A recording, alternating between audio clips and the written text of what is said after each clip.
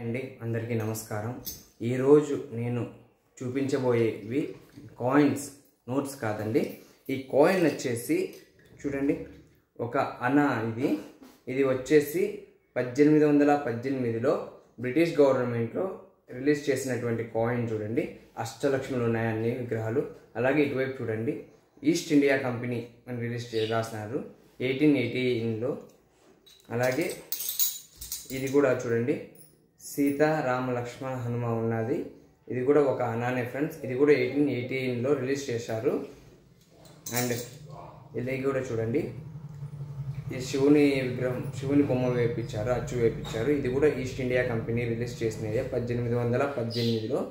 ఈ కాయిన్స్ అన్ని రాగితో చేసినవి, అప్పటి పురాతన కాలం నాటి కాయిన్స్।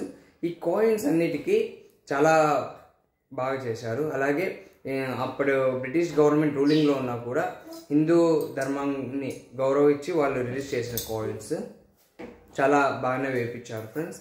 అండ్ అలాగే ఈ కాయిన్ చూడండి, ఈ 18th సెంచరీ కంటే ముందు 1616లో రిలీజ్ చేసిన కాయిన్ ఇది, ముస్లింల గుర్తుగా పెట్టుకున్నారు వాళ్ళు। అలాగే ఇక్కడ వెనకాల చూడండి కాయిన్, ఇది కూడా కాపర్దే, రాగిది। ఈ కాయిన్ మీద మక్కా, మదీనా, కాబా, అలాగే మదీనా ఉండే మసీదు, ఇవి రెండు ఉన్నాయి చూడండి వాళ్ళ గుర్తు। ఇది కూడా చాలా పురాతనమైన కాయిన్స్ ఫ్రెండ్స్। అలాగే ఈ కాయిన్ వచ్చేసి భారత ప్రభుత్వం 2010లో రిలీజ్ చేసింది ఈ కాయిన్।